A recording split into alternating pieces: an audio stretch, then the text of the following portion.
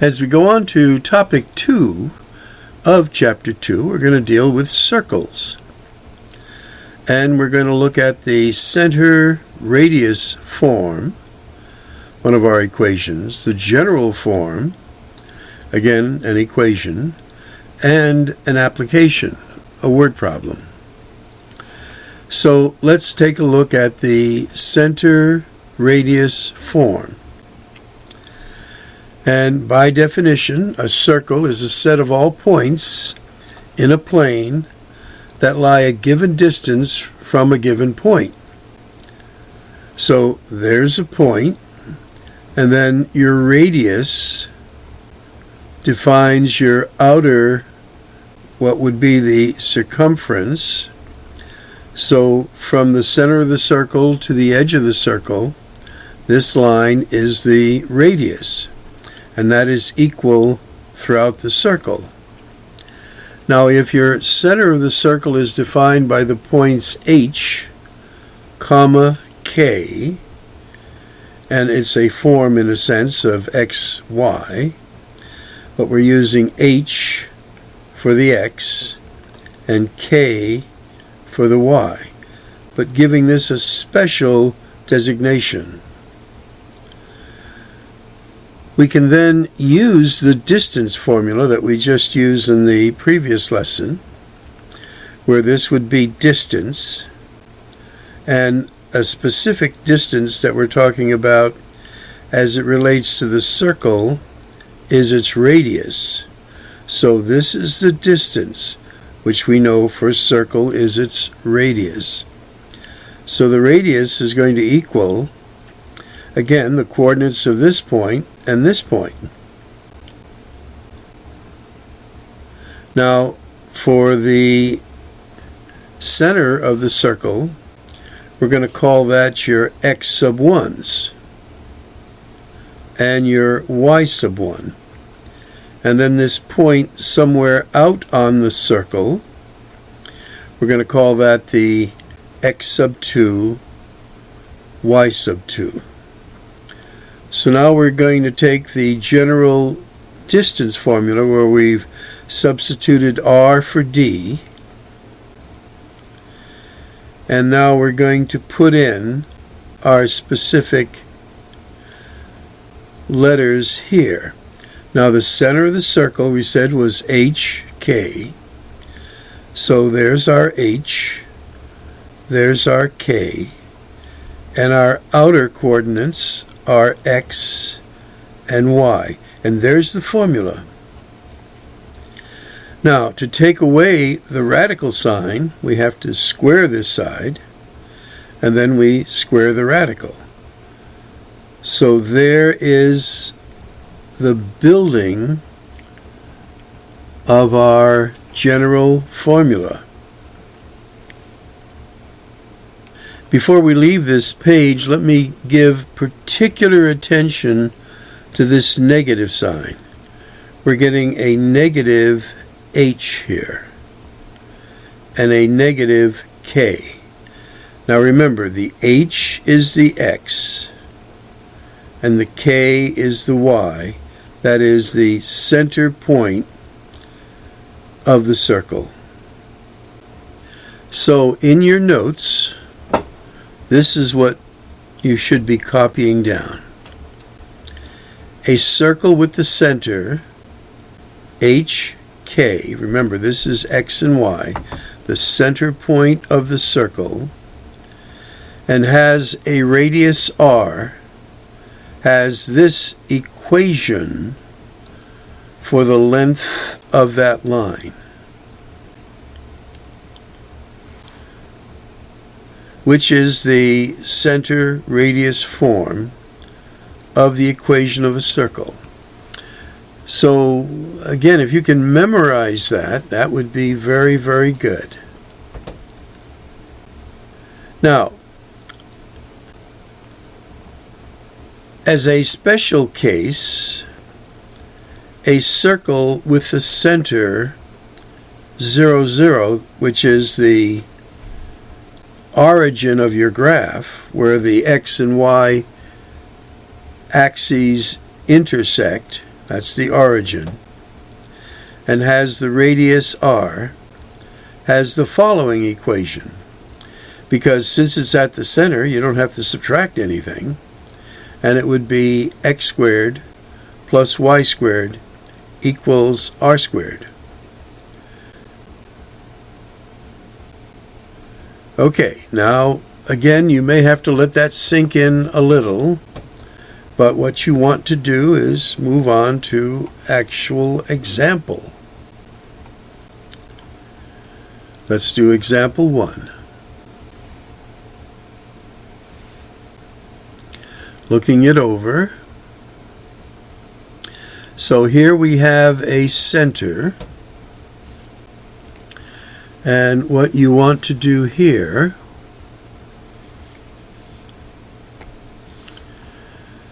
is keep in mind that h here is your x value. So this is going to be a -3 that we're going to substitute. And your k is the y value, 4, which they've done here very well. Now remember, we had said special notice of the negative sign there and there.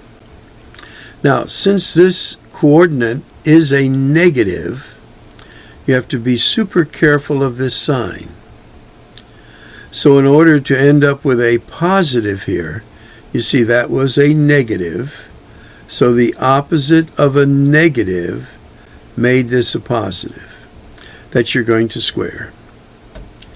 Now we have the k value of just a plain 4, so that in a sense is a -4 now. So we then simplify. As you see here, this will become a plus.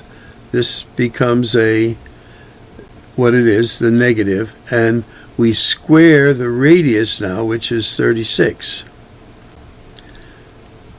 6 to the second is 36. So that is our details of example 1. Find the center radius form of the equation for each circle described.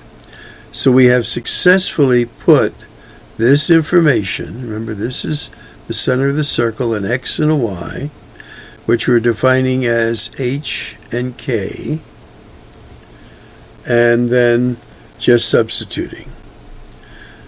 The radius squared is 36. Now in letter B, we're saying the center of the circle is the origin, and its radius is 3. So we're going to use that special formula, x squared plus y squared equals r squared now, which r is 3. 3 squared becomes 9. So far, I think pretty straightforward. Being careful and knowing where it comes from. These are all things you do to study and to gain mastery. Now let's do example 2. Now in looking at example A, or part A of example 2, they're giving us this that we had in the previous example, but they're asking us to graph now each circle discussed.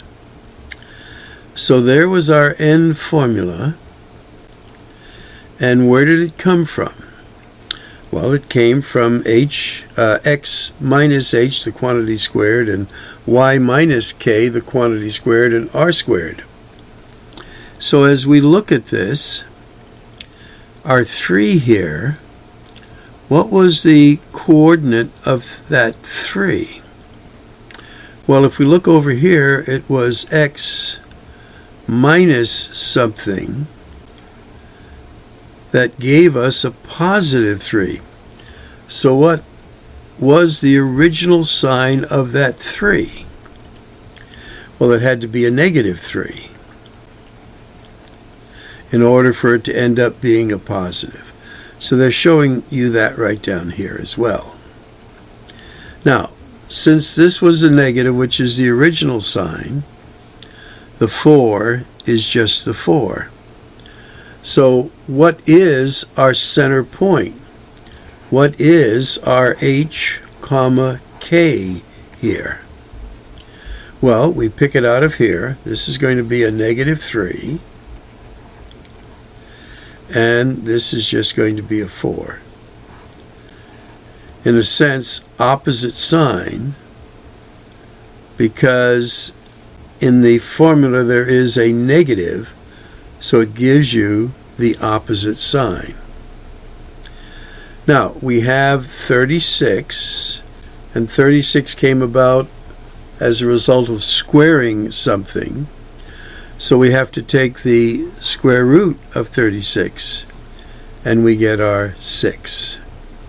So our radius then is 6, and our center point is over 3 to the left, -3, up 4. And that's what you'll put in Math Lab, and we got it from undoing what they have in our general formula here.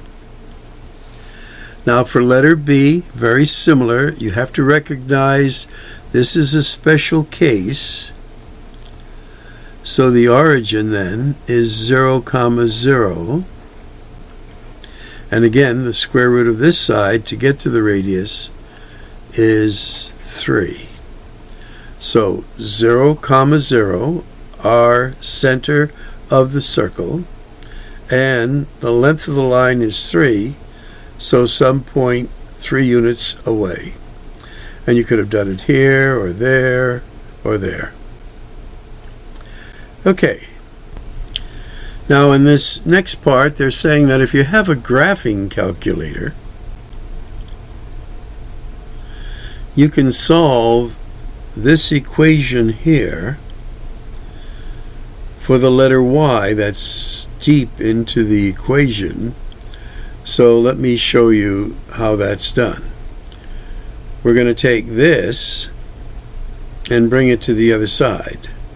So we get Y minus 4, the quantity squared, equals 36. Now when I bring this to the other side, it just becomes a negative as we transpose that. Now we want to get rid of that exponent of 2 up there. So we're going to take the square root of this side, which just leaves the radicand. And then that leaves the square root of the other side.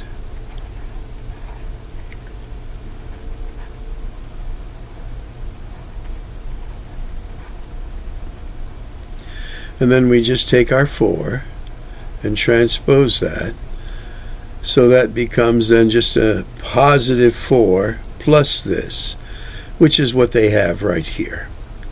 Then that is in a sense your Y sub 2. You plug this into your graphing calculator, and that gives you the basic circle there. Now you do the same thing for the other, and you get that. Now you'll get half of the circle one way, and then to get the other half you need to do the, well, this is the Y sub 1 here. The Y sub 2, this will, remember this was a plus or minus over here. There you go. And we'll get both of them.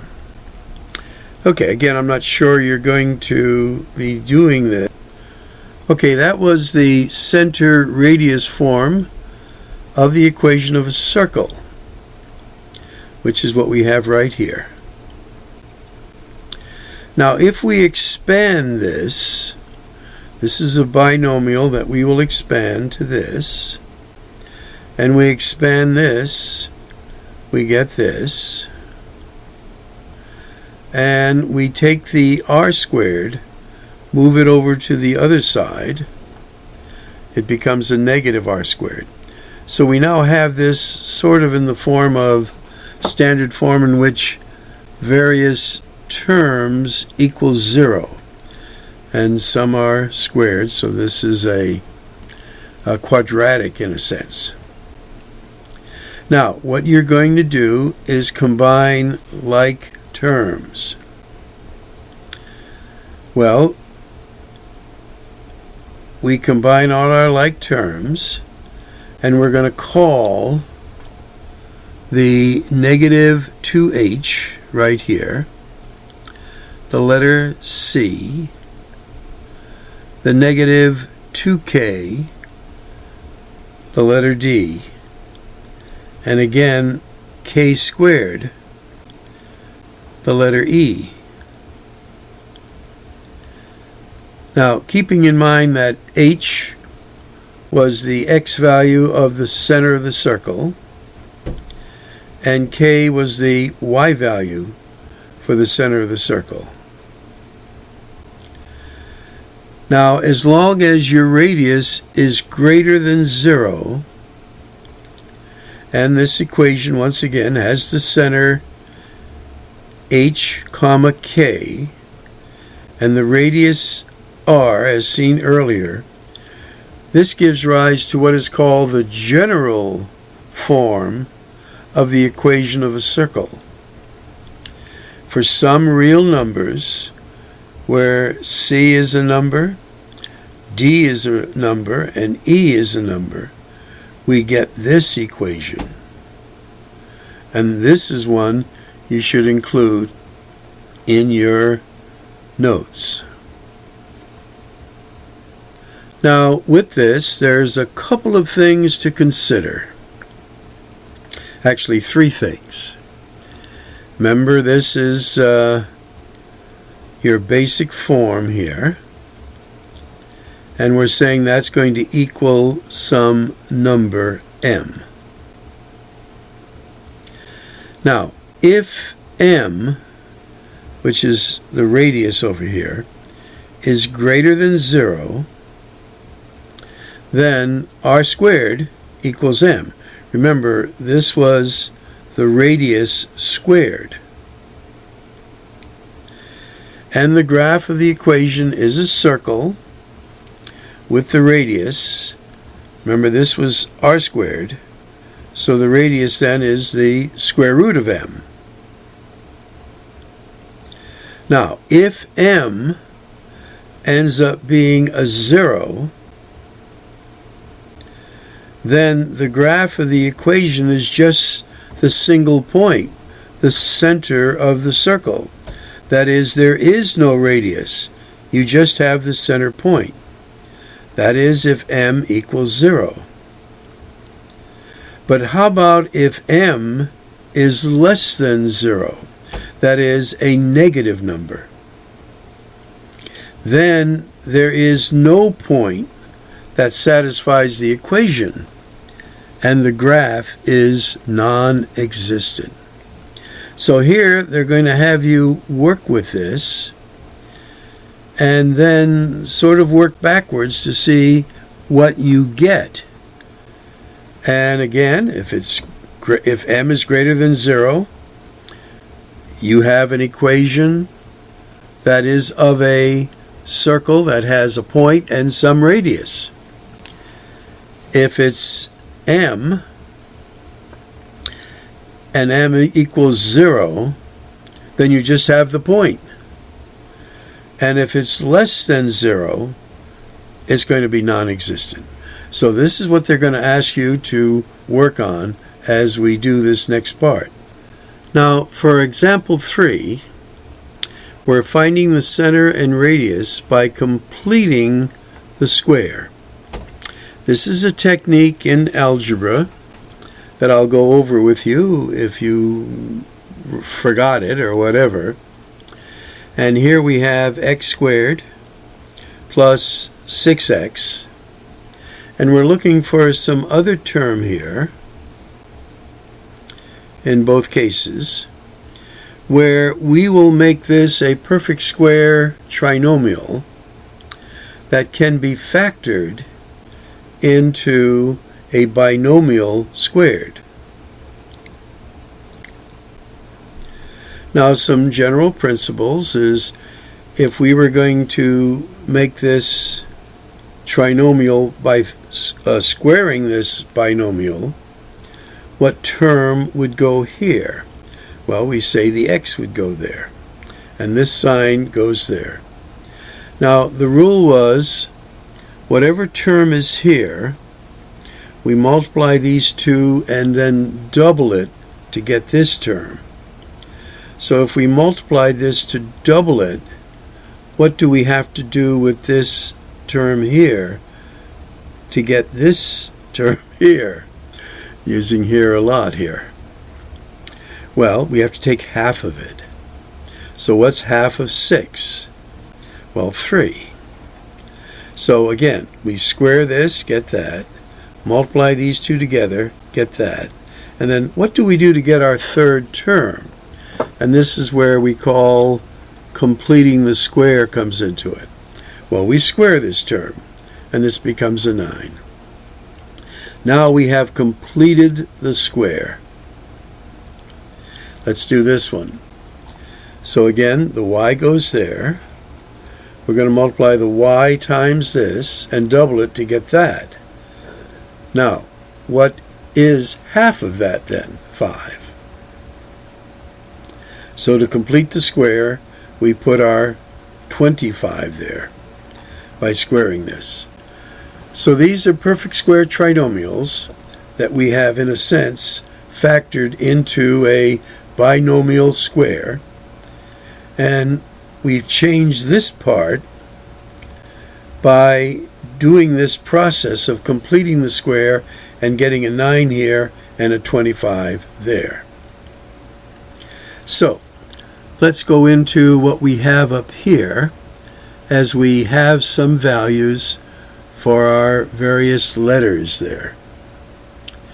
The C, the D, and the E. Okay, so let's look at this. That is this part over here. And then we have this. That is this part over here. And we have this. Okay? Now, we complete the square twice, as we've done. So right over here, we got a, well, this was negative here, so we could change that to negative. Again, what I had shown you originally was okay, but actually there was a negative sign there, so this becomes a negative. So in squaring the negative 3, we get a positive 9. So this is now a perfect square trinomial. This is a perfect square trinomial that we're going to factor it to this and this. But once we took our 25, brought it to the other side, it was a negative 25. And then, in order to keep this an equation, notice we added a 9 there, so we have to add the 9 there. We added 25 there. We had to add a 25 there. So now we get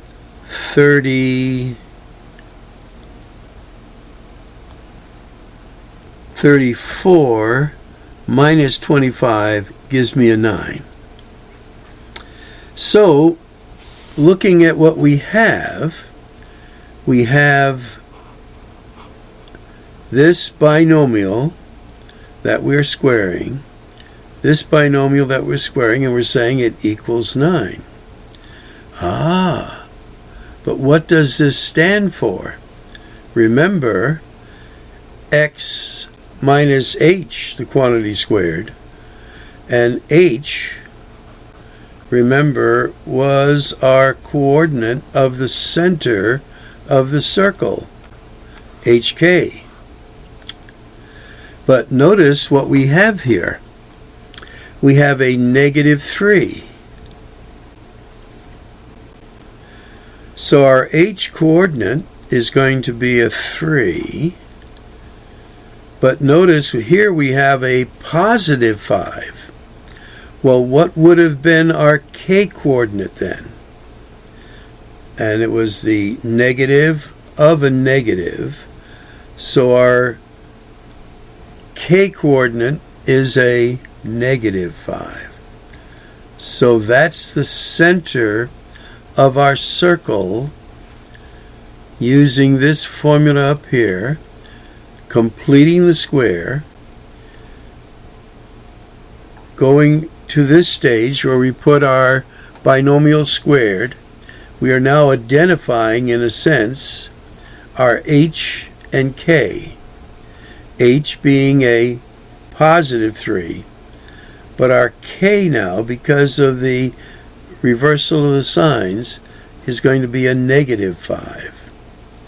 And then 9, the square root of 9, is going to be 3, so our radius is 3. So lots of algebra here and lots of skill to develop this particular set of answers. Now, I spent a lot of time on the previous example, and again, what I want to show you is technique of how to do it. So here is our equation of the circle. Now notice that our 2 here, our coefficient of x squared is a 2. In order to complete the square, we're going to have to divide everything by 2, so that x is just x squared. And then we line them up, we complete the square. There's a lot of detail, and again, just through study and pausing, if you're just watching it this way or looking at your textbook, you can see what's going on. So here they're lining them up, getting them ready to complete the square. So you're going to take half of this, that gives you this down here, and you square that, and you get your 9/4. But that's just the process of what you're going to need to add to both sides here. And then this is what you get. And then you put it in this form. Now once you get it in this form, you're able to pick out your h value, which will be a +3/2. This is why this one is challenging, because of all the fractions. Now this one was the opposite of this, so your k value is a -5/2, and then the square root of 9 is 3, so that is your radius. Now if I were to work this out step by step, it would take me, a number of minutes. We're trying to keep the tape a little short. Now in example 5, they want you to determine whether a graph is a point or non-existent. Remember, if you end up with m being 0, then it's a point. If you end up with m being a negative value, then it's non-existent. So again, they have the solution all worked out here for you. You're completing the square for both. You're getting this. And notice on this side you end up with a -4. So right away this tells you that even though there may have been a single point, since there is no radius, the radius is m is negative, this is non-existent. Okay, let's go on to an application now where it's a word problem, and you're going to be using these skills, and this one just takes a long time to do because you have epicenters of this earthquake at these various points, and you want to see where, well, these are the stations, I should say. A, B, and C are the stations. And you're trying to see where's the epicenter of the earthquake. And it would be where all of these circles touch. So from here to there is a point. There to there is a point. there to there is a point. So you have 3 lines. And I've sketched them in. So right there is your epicenter. Now, how can you, and what is that point?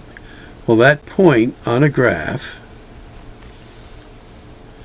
is over 1, that'd be a 1, and then up 2. Well, in fact, if you substitute this into all of these center of the circles with this radius, this is a solution for them all, and therefore indicates that that is the epicenter. So, looking at what they're showing us here, for solution A, you're putting in those values. Solution B, these values. Again, it's a 1 and a 2 for each of them, and they all make true statements. Therefore, this point lies on that edge of all 3 graphs, and therefore is the epicenter. And I believe that is this. So again, this was a general review of certain things. You're going to have your practice and quiz me's on section 2. And good luck.